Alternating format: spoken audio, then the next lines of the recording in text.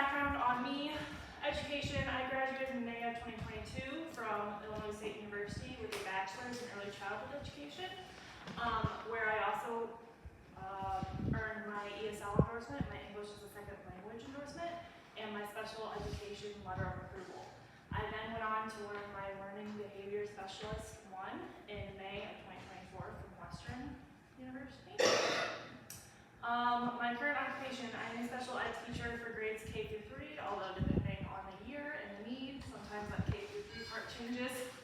But I'm currently at Odo Grade School, where I'm going on my 5th year of teaching, 4th year of the district overall. And just as some extra, I am a junior high assistant softball coach, a junior high volleyball coach, and a high school assistant softball coach. So I kind of work with all the different grades and all the different ages. There is no end to the age that I work with at this point. Also, disclaimer, I am not a medical professional. I am not here today to diagnose you with anything. Please do not go to anybody and say that a special education teacher from Odo Grade School diagnosed you with ADHD, anything like that. I can get in really big trouble. We are just informing you of all the different kinds of diagnoses out there when it comes to neurodivergency. Here's kind of a layout of what we're going to talk about today. So obviously we're going to have to talk about what neurodivergence is. Again, it's a newer term that a lot of people aren't familiar with. And then we're going to break it down into why you need to know, and then more of the common disorders that you would see within neurodivergency. So the ones that we're going to talk about today are sensory processing disorder, attention deficit hyperactivity disorder, your ADHD, dyslexia, dyscalculia, and then autism spectrum disorder. So getting started, what is neurodivergence? It is a non-medical term for people whose brains develop or function differently from what is considered typical. About 15 to 20% of the world's population is what it currently affects. That's kind of tying in everything and averaging it out though. And it's usually more geared towards like the kids side of things. A lot of times they will throw in like the adults who are diagnosed, later on in life, but it's geared more towards the kids age of about 6 to 17. It's mostly geared toward executive functioning differences such as planning, time management, task initiation, emotional regulation, and working memory. And then it's not the same as a mental illness, but mental health conditions can show up alongside neurodivergence. So again, neurodivergence is kind of the overall concept, and then you have kind of like these little trails that lead to all the different things. All roads basically lead back to what we're calling neurodivergent.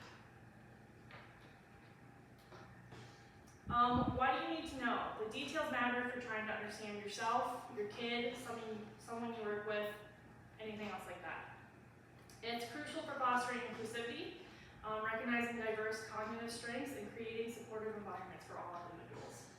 Everybody belongs in one way, shape, or form. We don't discriminate, we don't judge, we just try to help and advocate. It allows us to recognize and value different perspectives and ways of thinking, and promotes inclusivity and acceptance in our communities. What a lot of people don't understand is that while some concepts for neurodivergent people are lacking, they sometimes have this extreme skill or this extreme hobby that is just absolutely phenomenal. For some it's music, for some it's art, for some, I have kids who can solve 6th grade level math problems and they're in 2nd grade. I have kids who can look at something for about 30 seconds and have perfect recall of it. It just kind of, you have to find where that skill deficit lies. And then obviously we want to create more accommodating and accessible environments and ensure that everyone has the opportunity to thrive. It would be like if we had, street crossings with no warning signal that was audio for our deaf people. If we didn't have braille, if we didn't have anything like that. There's different ways to accommodate for all these things. They're just not as common because it's not seen as like a big issue. So getting into it all, we're going to start with sensory processing disorder. It's kind of defined by a difference in the way your brain understands and responds to information from all your senses. So, you know, what you see, hear, smell, taste, and touch. It can also affect your overall movement then. There is no exact cause. There is known to be some genetic and environmental factors that are being looked into, but they can't specifically say yes or no at this point. It's linked with a range of neurodivergent disorders, and it can also be present on its own. It's very uncommon for it to be present on its own. Usually it's linked with something like autism spectrum disorder, Asperger's, anything like that. Your signs and symptoms. You'll be overwhelmed by sudden movements, touches, loud noises, and or bright lights. Constant clumsiness is kind of what you describe it as. It just seems like this person is never well too balanced on their feet. Or almost you might think that they're just not spatially aware. They have no idea like how close or far things are in proximity to them. They experience discomfort touching certain materials. This can be with it touching their hands, their feet, their hair. Sometimes they're extremely like aware of how their hair feels on them.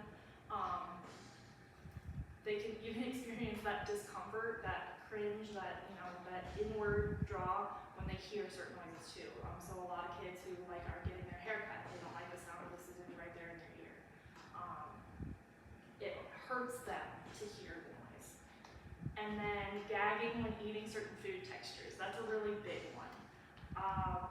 A lot of times it's like your mushy objects like bananas, guacamole, avocados, things like that. Usually the more firm a substance is, the better off you are. If it crunches, that's usually something that actually quiets their brain for a little bit. It helps them calm down, it helps them regulate. They like the crunchy, they like the hard, they like the solid.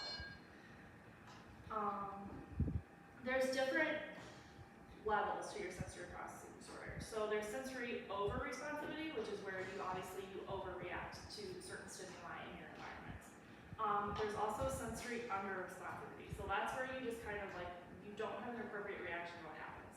Everybody else is startled, and you're looking at them like they have three heads. Like you don't understand why they're looking at you. Like, they basically are like a robot. They just kind of stand there and they stare at you. And then you have sensory craving, which is you or this person will constantly seek out something to fulfill that need for sensory, whether it be what they want to touch, usually they want to bite it, even though it's not something that's appropriate to bite. What they want to feel, but then they're never actually satisfied with that sensory input. So a lot of times this is like when you're seeing a meltdown, it's not actually a meltdown, it's just them trying to regulate themselves within their sensory environment. And then you also have your things like dyspraxia ties into this really big too. It's a wide range of issues, not just like one specific issue within your stimuli, but it can affect your movement and coordination. So again, where that clumsiness type comes into play. You aren't exactly sure how to work your fine motor, gross motor, your small muscles, your big muscles within your environment. Some management and accommodations that you can do for every day are just sensory friendly environments. So soft lighting, don't do like the LEDs, like really, there's soft lighting around, or it's kind of like a drape that you can put on lighting, and it just kind of dims it. Minimize background noise. That can also be accommodated through headphones. Noise canceling headphones are a big one. A safe space they know they can always go to. This is usually just like, if it's within somebody's house, it's like the quietest, darkest room in the house. With some of their favorites, their go-tos in it, such as, coloring books, kid-friendly toys, adult-friendly, whatever helps you calm down. And then calming tools and visuals. So for example, my kids are really big on like the stress balls, not the ones that are really easy to squeeze, but the ones that are a little bit more firm, that they can kind of like shake with their hands a little bit too. It doesn't just like squeeze out. It's very slow out, very slow in. And then those visuals such as different breathing techniques, rainbow breathing, butterfly breathing, birthday cake breathing, you blow out a candle each time, just different things like that that can help them calm down when they're in that heightened sense of either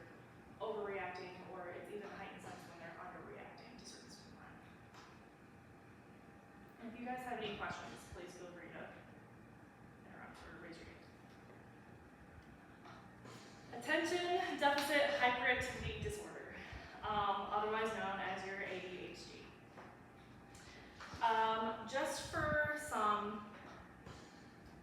perspective, I'm going to give you some stats here. In 1997, about 6% of children aged 3 to 17 were diagnosed on average with ADHD.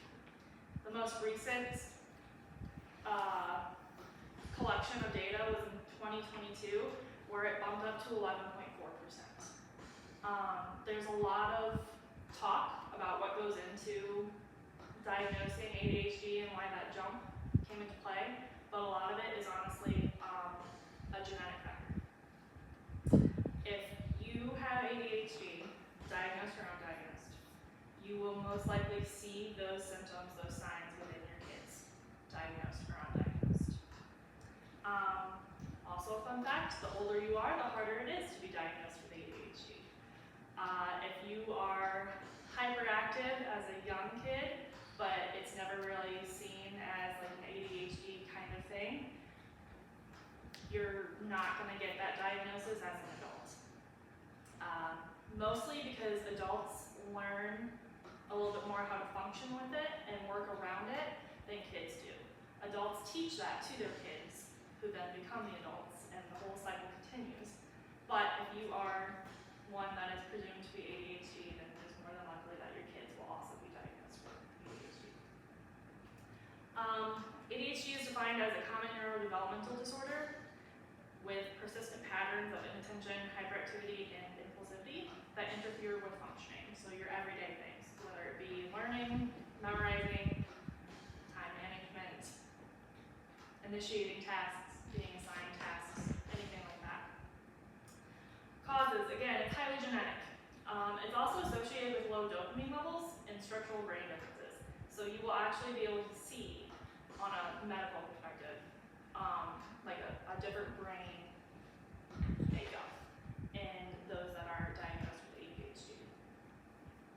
Your signs and your symptoms, there's a lot that goes into it. There's the impulsivity part, there's the hyperactive part, and then there's what we call like a combined. You can be predominantly inattentive, you can be predominantly hyperactive and impulsive, or you can be, again, combined. Some of those symptoms are failure to pay attention or make careless mistakes, seem to not listen even if you're being directly spoken to. So if you feel like you're looking at somebody and they just are not, they're looking through you and you're talking through them, that's kind of what that means. Trouble organizing tasks, activities, or following through on instructions. And then fidgeting, tapping, or always in motion. Always on the go. Again, that's that hyperactive part, that impulsivity part. And then everything else prior was kind of more of the attention part. Those with ADHD also don't really have any sense of time. To them, it's just like this thing that, you can tell somebody that you have 5 minutes to give to something, and to them that's, a minute later they're gonna be like, okay, like, thanks for stopping by. Or 2 hours later they'll be like, that was not 5 minutes, that wasn't really long enough to be 5 minutes. And then within that, they aren't really sure how much they could possibly get done with that either. So, you give them like a time span to work with, they're gonna say they can get all of this done, when really it's more likely 3 of those 7 things on their list. Especially because they will have to stop every once in a while because they will get distracted. It's common that you will start a project and then before finishing it, you will turn around and get distracted by something else and you will have to start that project. And then you'll turn around and realize you didn't finish A, you still have B, but now there's also C that you'll also have to work on because you've seen it, you know it's there, and you can't just leave it.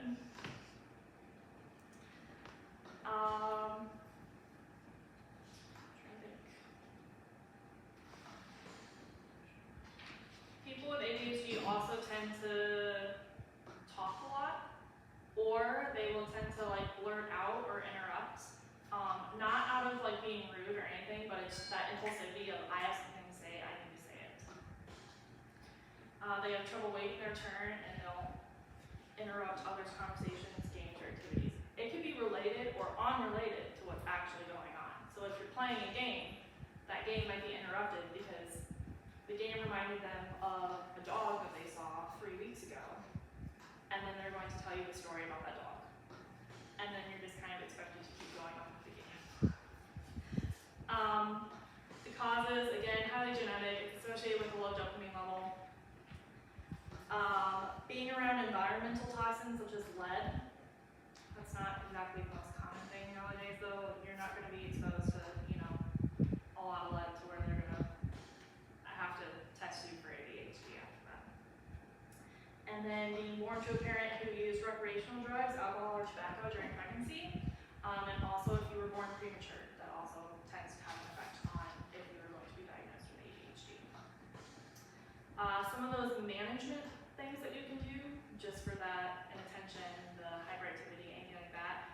Visual timers. Again, they don't have a concept of time, so telling them they have 5 minutes isn't going to do much. Showing them they have about 5 minutes to work with is going to do a lot. Then they can, always be checking on the phone, on the screen, whatever it is that the timer is set up on, and they can see like, oh, okay, like I have a minute, or 2 minutes have passed, I still have 3 to go, anything like that. Coded schedules and lists. This is a big one in my classroom, and you can do it in a load of ways. You can prioritize your list in number order from highest priority to lowest priority, and they follow it through that way.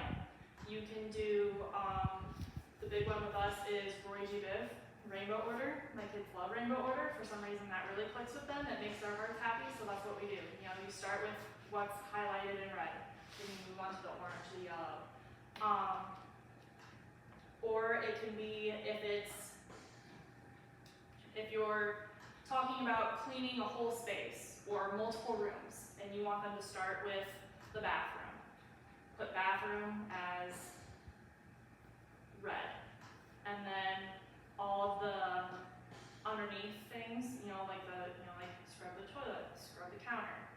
1 would be toilet, 2 would be counter, 3, whatever it is that you need them to do, they just need to have an order for it. You can't really leave it up for them to determine what's going to get done when, because none of it will get fully done, chances are. Give them clear instructions. Don't let them interpret what it means when you're giving them something. So if you're telling them to take something to the post office, be clear or like the mailbox, be clear in saying like the mailbox by the library, or if you're telling them to drop something off somewhere, make sure that they know like exactly what counter to put it on.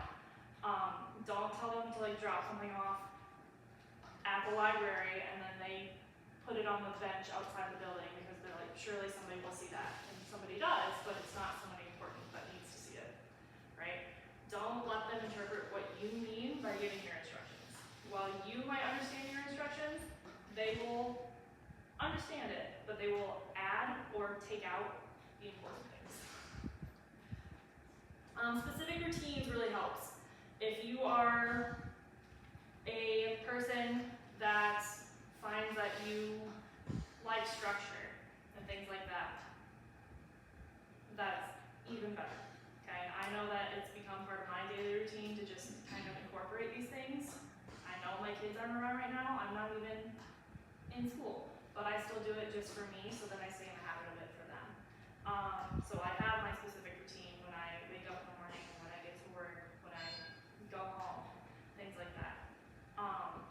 It's predictable for them. They don't have to, then they know exactly like, okay, here I am at A part of my day, now we're moving on to B part of my day.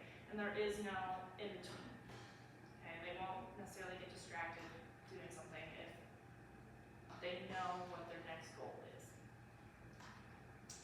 Flexible seating. This is more for the kids, sometimes the adults too. They don't do well when they have to sit in one place for an extended period of time. That's when the tapping or the fidgeting starts. Or if they're kids and they're young, they might even start like jumping up onto the chair, they might start running around the room, anything like that. They might start interrupting to try to like solve an answer of, like how much longer, anything like that. Flexible seating, it can just be a seat here, and then if they have to move, they have another seat in the back for a little bit. They can stand up, they can bounce on like a yoga ball, anything like that. That's what we call flexible seating. A lot of my kids get their work done standing up at their desk or even at my desk. I don't care how they get it done, as long as they get it done. And then breaks and movement. It's incorporated into my day, it's part of their schedule. They know that like once our reading block is done, we will have a movement break. Whether that movement break is they go to the office to deliver something for me, because small task designation is a good thing for them too. Or if it's, you know, we just throw on like a little cool down exercise video on YouTube or on GoNoodle, anything like that. For your adults, that would be more of like the, you know, like they finish all the things in red on your list, and then before they move on to the orange, they have 5 minutes to think about, talk about, Google, whatever it is that's going to satisfy that urge, that impulse for them. I have a question. Yes. I worked in the school systems for a long time as a school nurse, and one of the things that just used to frustrate me, and I wasn't the one doing it, the parent would be talking about, well, we worked on 2 hours on this. Who tries to train the parents in what to do? There are These sound like all the really good things to me. Yeah, there's multiple like occupational therapists that if they do see somebody outside of school, they will work with them on that. I do find a lot that my parents will ask, like, how do you get them to do this or that? And I can sit there and I can explain to them, but the truth is that like I have their kid plus other kids, so I kind of sit down and write a cheat sheet in a way for, you know, like the things that work specifically for their kid. I'm like, okay, your kid does well with the rainbow order list and this or that. I use visuals with them so that they can see what's going to happen or what they're expected to do. It just kind of depends on the child. I wouldn't say that I necessarily am coaching them on what to do, but sometimes it does take that of, you know, like. Oh, I would think they'd be very grateful for someone. I mean, they are, absolutely. But there are a lot of times too where they're expected to pay attention and be good during school, and then that before and after school, they don't have as many rules and regulations. And that's kind of the hard point, the hard part too, is, you know, before you get to school, you're fine, go wild, get to school, you gotta calm yourself down. It doesn't happen, right? We calm down as a group. And then after school, again, they don't have as many rules and regulations. They can go riding around town on their bikes, they can go dig a hole in the backyard, whatever it is they want to do. But I do, again, that's where that structure comes into play too. So I talk with my parents about how, well, I'm not asking you to be like on them like this about their routine. Do try to keep it consistent of, you know, like if they're expected to be back in the house for the night by 7 o'clock, make sure they're back by 7 o'clock.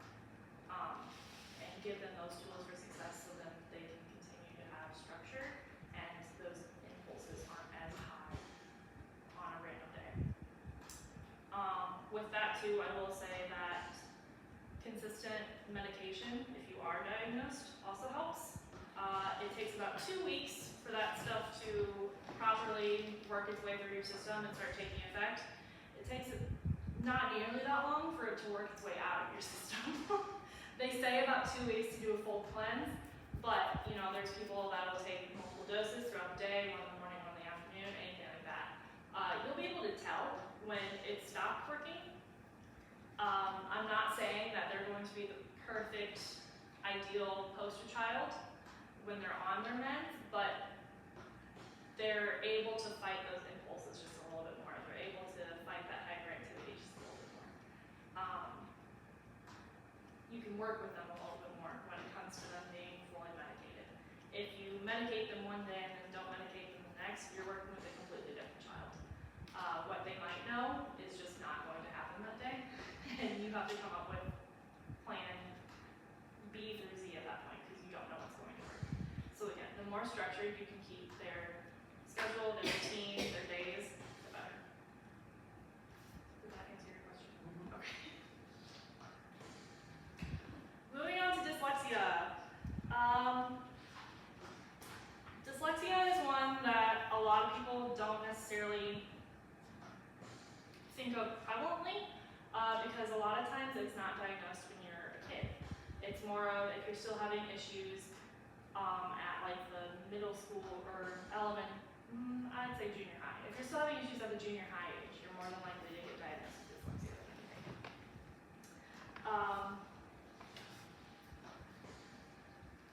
It's a learning disorder that involves difficulty reading due to problems identifying speech sounds and learning how they relate to letters and words. So we call that decoding.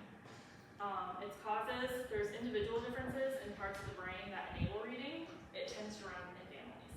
So again, it's kind of, if you are one that struggles with reading, chances are your child is going to struggle with reading. Their child will struggle with reading. It's linked to certain genes that affect how the brain processes reading and language. I could go into all that, but then we're talking about words that even I don't fully understand, so I'm gonna, you can Google it if you want to. And then, again, just that family history. It's a never-ending tree of if you have struggles, more than likely, your kid's going to have struggles. Again, just kind of a stat, about 5 to 20% of the population has, or a diagnosis of dyslexia.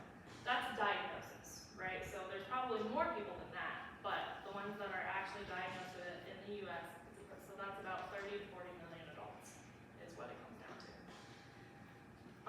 Because again, this one isn't so much prevalent in the kids, just because kids are going to struggle with reading. You know, they're still learning like fluency, they learn all these rules, these letter sounds, and then you team them up with other words. I could go on that rant forever, but I won't. Signs and symptoms. Problems forming words correctly, such as reversing sounds in words or confusing words that sound alike. Difficulty spelling, mispronouncing names or words, or problems retrieving words. So if you feel like you're sitting there forever thinking about what a word is that you're trying to say, or you constantly kind of mix up words that are similar, anything like that, and you're past that age of being, you know, like a child, and you find yourself struggling with fluency in reading, and especially when it comes to, you might be able to read it, but it was a struggle to comprehend what you read. A lot of times that's a reading deficit. Before school age, that will probably look like late talking. You're learning new words slowly, so it seems like it's taking forever for somebody to learn a new word, even though they've heard it a million times. Remembering or naming letters, numbers, and colors, so those basics of, you know, like before school, preschool type age skills. And then difficulty learning nursery rhymes or playing rhyme games. So that's like your younger before school really starts. Once you get into your school age, that's about reading well below expected age level. Processing and understanding what is heard, there's going to be difficulty there again. Problems remembering the sequence of things. And then inability to sound out pronunciation of an unfamiliar word. So a lot of times what happens is you have a word and you kind of chunk it up based off of what you know. You look for the parts of the word that you know and you work your way through that. This person will not even know how to tackle an unfamiliar word. They're just going to sit there and stare at it until they're told what the word is, or until you work your way through it with them. In teens and adults, this is difficulty reading, including reading aloud, slow and labor-intensive reading and writing. So it really takes a while for somebody to read through something or write through something. The problem spelling, like I said, avoiding activities that involve reading. At this point, you know it's a deficit for you, you know it's hard for you, you're going to do what you can to avoid it. And then you might have trouble learning foreign language. They say that once you understand the concept of English or your home language, it's a lot easier for you to learn another language. You're going to have trouble learning another language if you're also having trouble comprehending your own. And then your difficulty doing math word problems. So it ties into they'll tie into your math too. Some management ideas for this is text-to-speech. We all love it. So if it's something that it's on, you know, your screen and you can tap it and it'll read it to you, great. That's a way to, you know, get around that. Audio accessibility, whether it be audiobooks, whether it be, you know, like calling instead of texting is a big thing. Recognize and use the smallest sounds in words. We call that phonemes. And then read aloud to build accuracy, speed, and expression, which is considered fluency. So there's nothing that is going to make reading necessarily like easier right away for somebody with dyslexia. It's kind of just something where they have to figure out what part of reading is hard for them, whether it's the bigger words, whether it's making it seem less like they are reading off one word at a time, whether it be blending sounds together, anything like that. You just have to take wherever that deficit is and really work on it. And over time, they can maybe start memorizing words more. They'll just memorize a lot of words, basically, is how it goes. Dyscalculia. Take dyslexia, apply it to math, and you have dyscalculia. So it's a learning disorder that affects a person's ability to understand number-based information and other math concepts. This right now affects about 5 to 8% of school-age children. If it affects you as a school-age children, it's going to affect you as an adult. Again, it's kind of like dyslexia. It doesn't necessarily go away. It doesn't necessarily get easy right away for somebody. There is no like tip or trick that automatically helps. You just kind of have to take where the deficit is and really work on that. So there's no known cause. Experts do not know. Do know that people with dyscalculia are more likely to have certain differences in some areas of their brain. So again, their brain is going to look different than somebody that does not have Is dyscalculia. that kind of a new term? Dyscalculia? I've never heard of it. It's one of your more unfamiliar ones. So it gets tied in with dyslexia a lot because a lot of times when you're looking at numbers, you're considered to be reading.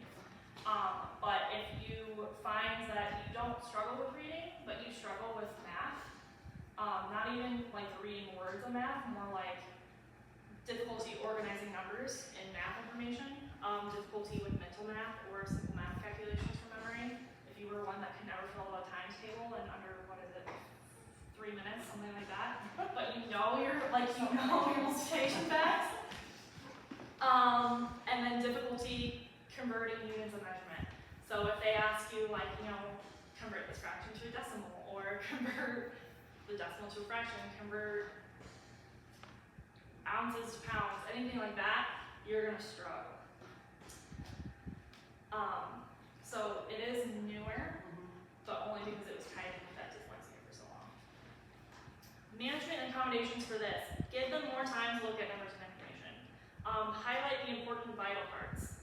If they're sitting there, if you're sitting there and you want them to solve something real quick, but you have all this other information on the paper, it's not going to do them any good.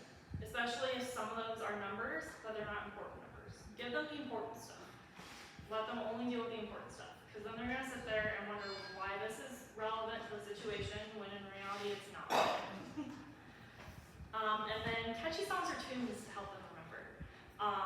That also comes to do with your pendus. Please excuse my dear Aunt Sally when you're doing order of operations. Those fun little devices and tools that you can come up with just to help them remember things, whether it be something to help them remember how to convert ounces to pounds, all of those. Whether it be something to help them remember the steps for doing subtraction and adding with borrowing or regrouping, anything like that. How many quarters are in $1? I've got a song for that. My kids love that one. It's just, you've got to get a little bit creative. And if not, while I hate to say it, ChatGPT can really help you out with that. And then, this is my holy grail to talk about. I could spend a lot of time talking about this one. Autism spectrum disorder. It was, and still is, often referred to as autism, but autism is just one component within a whole spectrum of autism spectrum. It is defined as a condition related to brain development that affects how people see others and socialize with them. The term spectrum in autism spectrum disorder refers to the wide range of symptoms and the severity of these symptoms. So you do have your autism, but you have levels 1, 2, and 3. There's different severe cases. And if you know one person with autism, you know one person with autism. It's not going to be like looking at copy and paste if you have 2 people.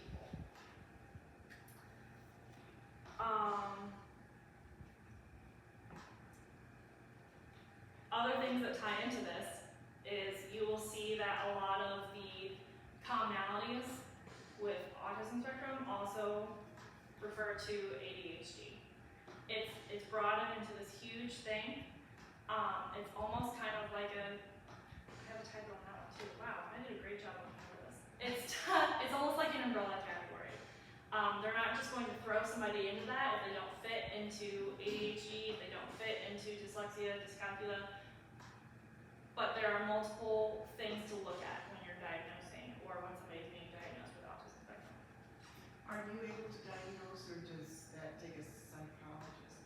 That takes, a psychologist can do it. Our school psychologist cannot. So what we sit there and do is we say, while we are not diagnosing such child with autism spectrum, for the sake of their IEP, especially if we're trying to get them like a education plan, we will mark it as autism, or we might be able to, I don't want to say get away, but we'd be able to classify them as like a specific learning disorder for the time or something like that. But it would take like a special visit to somebody like Easter Seals, or sometimes even a medical diagnosis through your everyday practitioner to do. There are several genes seem to be involved in autism spectrum disorder. For some children, it can be related to a genetic condition such as Rett syndrome or Fragile X syndrome. For other children, genetic changes, also known as mutations, may raise the risk of autism spectrum disorder. There's a lot of talk about whether vaccines, certain dyes, anything like that, cause autism. And while I'm sure it's easy to say that they do because you know plenty of people that are diagnosed with autism and they received this vaccine in their life, it's also easy to see that there's a lot of people that aren't diagnosed with autism and have those same vaccines. There's no science supporting it at this moment. It is something that they're looking into more prevalently because of how much speculation there is surrounding it, but there is no science supporting it at this time. Some of the signs and symptoms. There's lots of areas within it. Like I said, I can talk about this one forever. It is very fascinating to me, especially like seeing how these individuals' brains work. But in your social aspect, there's less or a lack of eye contact. They don't respond to their name, or they don't seem to hear at times. They might not speak, or they might have delayed speech, or like lose the ability. So a lot of times it'll be around 2. You're starting to say all these words. It's starting to build 3, 4. They might stop with a lot of those words that they learned, or they might just go completely mute. They can't start a conversation or keep on going, or they might only start one to make requests or label items.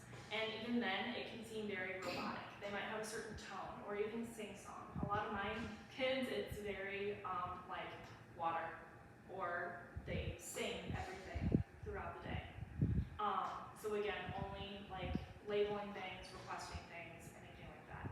Something that just the very bare minimum that gets their needs met.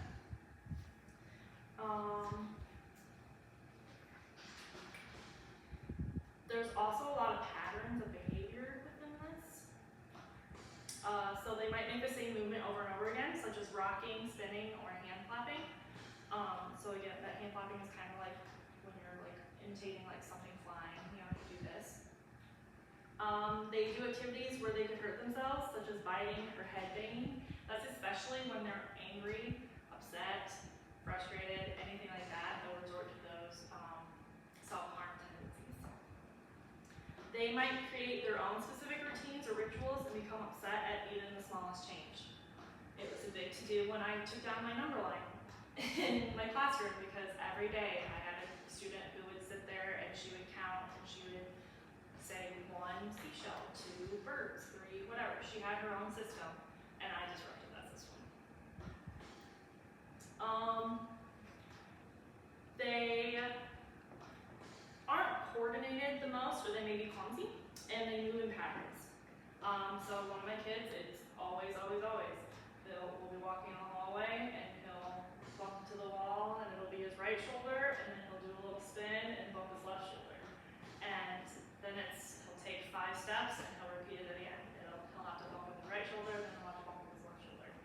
It's very strange. I don't know if he likes the feel of the wall. I don't know if it's just to do something, but he does it, and it's part of his everyday routine. They can be fascinated by details of an object, such as the spinning wheels on a car, but they don't know what the object is, and it doesn't necessarily serve them any specific purpose other than pleasure, stimulation. That too, you'll see them, anything that spins, you'll see them, they're getting closer, they're being drawn by it, or they line everything up in a specific order that only they know. Anything like that, that's that patterns of behavior that you aren't exactly sure why, but you can rely on the fact that they're going to do it. And then they might prefer specific foods. Again, we were talking about that whole crunchy texture as opposed to the mushy. Usually it's very common with autism spectrum, you'll see it. They will actively avoid the foods that even just look like they're soft. A lot of times it will trigger them even just to touch it with their finger, let alone if it touches their mouth. And if it does touch the mouth, you have a whole different problem on your hands. Some of the management and accommodations, visuals. They are very visual and hands-on individuals. So for my kids, I use very individualized visuals. So we have an overall classroom agenda, but I need to give them the visuals of, first you're going to do this, then you're going to do this. Or they might have occupational therapy mixed in there at a different time than everybody else. Something that then when they're done with it, they can flip the flap over and close it, and they know that that part of their day is done. They don't need to worry about it anymore. What was the name of the lady that always wore the cowboy shirts? Yeah. Yes, and her book was, I thought, amazing. Mm-hmm. Her mother drew everything that she wanted her to do. Mm-hmm. And, it fits right along with what you were saying. Yeah, and that kind of ties into published author. And one person with autism is one person with autism who can't really necessarily say that they're going to be lacking in this area for sure. You can just say that, oh, I do see that within my child, this individual, anything like that. Consistent and predictable routine. I am the one person in the building that gets to know when we're going to have a fire drill because my kids cannot handle not knowing when we're not going to have a fire drill. If that alarm goes off and they can tell that even I'm surprised by it, our whole day, cancel it. Our door will be closed, our lights will be off, we will be watching a movie for the rest of the day because it takes a very long time for one individual, let alone more than one individual, to regroup after something like that. It's loud, it's abrupt, it's sudden. Everybody's just rushing out of the building screaming. It doesn't go well. So if you can let them know of anything, and the more advanced notice of a change, the better. And it's not just this change is going to happen in 5 days. We have 5 days. Every day we're going to talk about the change in routine that's about to happen. Use clear and direct language. Don't the figurative language, the similes, the hyperboles, anything like that, the sarcasm, it doesn't catch on with them. I always say use the least amount of words as possible, especially for the younger kids, or if they have, if they are very childlike in nature, even as an adult. Instead of, let's go sit over here in this chair, it's sit in that chair. Make it very direct, make it the least amount of words as possible. Provide for those sensory needs. Sometimes they're good about seeking out those sensory needs themselves.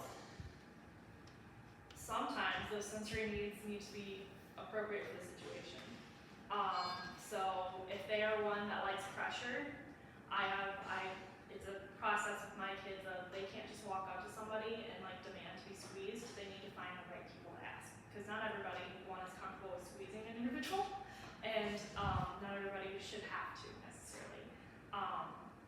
But if you can provide those fidgets, whether it be a practical one of, you know, like a little spinning wheel that they can hold onto, or even if it's like a pen that they just have to sit there and click, if that helps fulfill that sensory need, do that.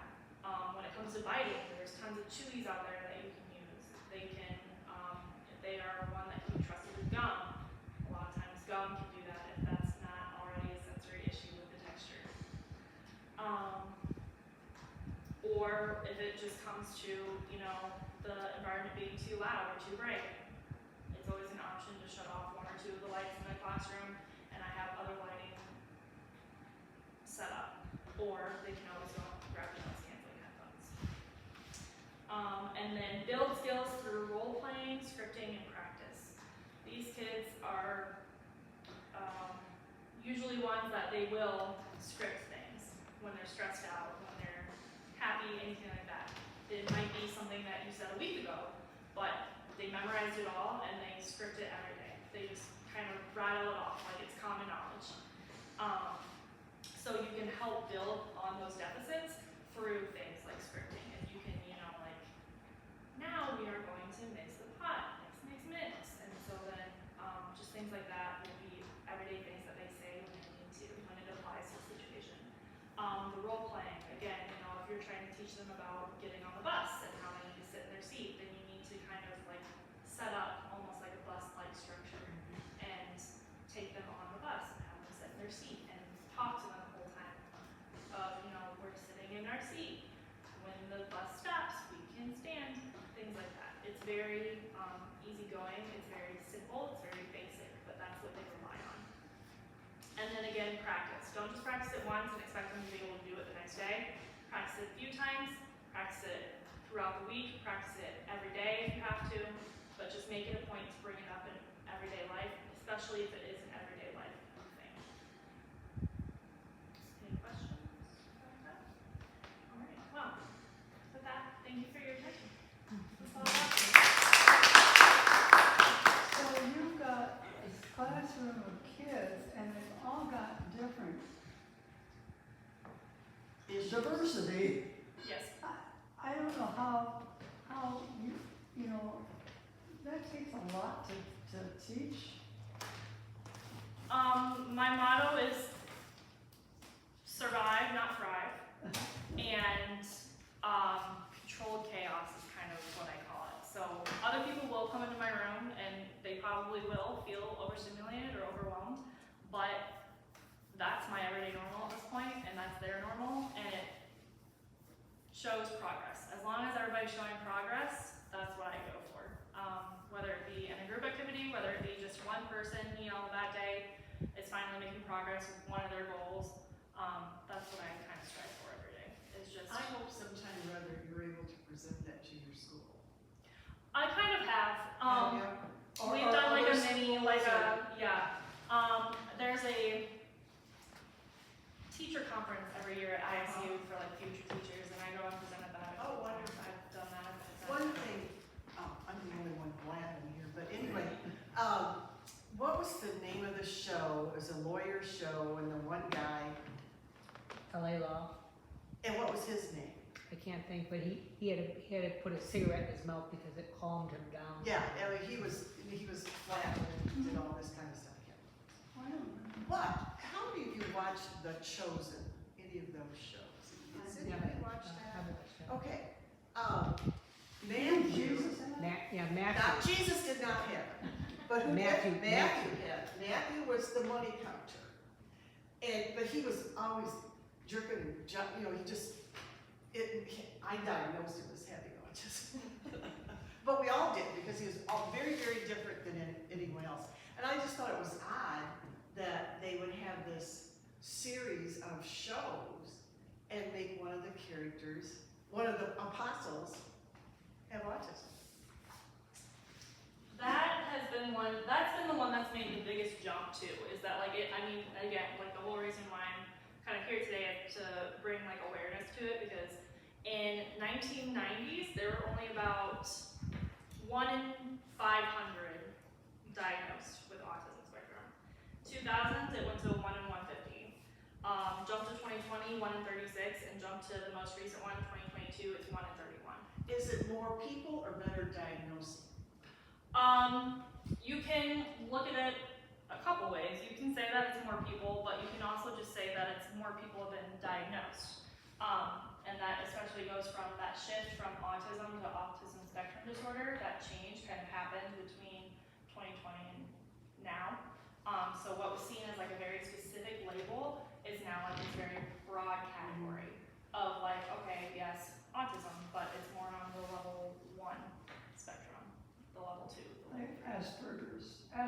Yes. Asperger's is- is in there. That's is what, a part of autism and its own Yep. kind of. Yeah. Asperger's, Tourette's, Rett's, Fragile X. Tourette's? It goes within that because it goes within like the tics and the patterns of behavior that can't exactly be like, you can't say like, oh, they're gonna do this now, but just those random or uncategorized behaviors within movement and body happen. I was curious, is being able to have students use computers helping? Because I had students years ago that couldn't spell the words, but if we gave her like a little computer and she could spell them out that way, like a dysgraphia kind of thing. And I don't think that was, I don't think they even talk about that. Dysgraphia is in there, yeah, but it has its pros and has Because its it can cons. also distract them too. Right. It depends on who you give it to, is what I said. Not every tool is meant for every child. Our computers, it depends on who I give it to. If I give it to some of my kids with ADHD, chances are I have to go in and kind of limit. Monitor. Yeah, we have this thing called Go Guardian. It's very fun. If they are off topic, if they are on a different website than what they should be, I'll get like a little pop-up on my computer, and then I can go and I can block that website for the time being. For my kids who have been diagnosed with autism spectrum, a lot of it is to fulfill sensory needs. A lot of times, like the keys, or if you go into a certain website right away, it like makes a noise when it pops up. The amount of times that I hear that noise within a minute is absolutely insane. A lot of times, so like I have one who is technically considered semi-verbal. So she uses an iPad and an app called Flow to Go. Basically, it's a whole bunch of images that when you tap them, they say words. Oh, okay. And she can work her way through all the folders and all the pages to figure out what it is she needs to tell me. Or if she thinks that I'm not understanding the concept, then she'll make me use it. But she'll stem off of that too sometimes. Not always, but there will be times when she can't figure out what it is that's gonna help fulfill those sensory needs, so she'll just sit there and press necklace, or we had Christmas for, minutes on end. We can't take that away from them though. We can't take their talker away from them. But the computer is a lot of times very limited within what we can do with them, just because it is a highly monitored Well, situation. even when we're doing something that's really hard, you automatically, your brain kind of finds a little way to distract yourself to get away from it. Yep. And the kids are the same way, when it's so hard, you want to escape from it. Right, yeah, and that's when if you bring them back to it, you'll see more of the behavior side of things, for sure, more of those social, emotional aspects come into play where they, haven't exactly had the regulation techniques taught to them to deal with upsets and frustrations. Or they have those skills, but that's not their first instinct, is to use a coping mechanism. It's to bite or to scream or anything like that. But yeah, there are definitely pros and cons to the computers. Even then, it's usually something that we need to teach them to be able to use. So like the speech to text is something that we use with them when it comes to like spelling things, or if I require like a small sentence, I want them to, write like a 3-sentence thing.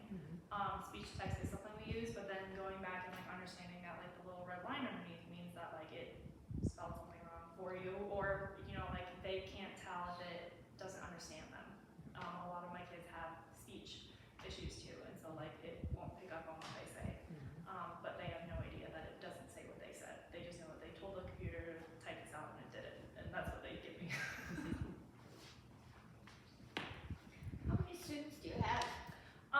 It changes on the year. When I first started at middle grade school, I had 4 to start, and I ended that school year with about 7. This year, I started with 8, and I ended with 12. Next year, I'm pretty sure I'm starting with 7. My guess is that will go up by the time the data period, so it's like a 3-month of like our kids who are receiving intervention. I'm like the very last means of intervention. I am considered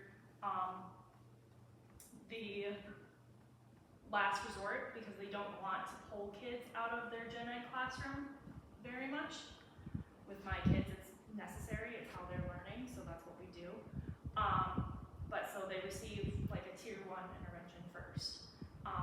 If 3 months comes and they aren't making progress with anything, then they'll talk about sending them to me. So my guess is by October I'll probably have a couple more. Do you have an aide then?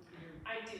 I had about 1 and I say 1.5 this year, or this last year, just because we had 1 full-time and then I had 1 who came in when she could, but we had need in other places too. I will have 2 full ones coming up this school year, so it should be a little bit better. But my age range also has changed. Again, technically I'm K through 3. This year I was more like 1st through 4th, and I'm going back to K through 3 basically this year. Do you have students just for Model, or do you have a wider area geographically? Just Odell. Yep, just Odell. The need was very high for my position. When I got hired on, it was a new position that they basically had. Before that, they just had reading intervention and they had math intervention. They didn't necessarily have any special ed teachers for the younger kids, where they spend if they spend 75% of their day or more with me, then they are considered self-contained, is what my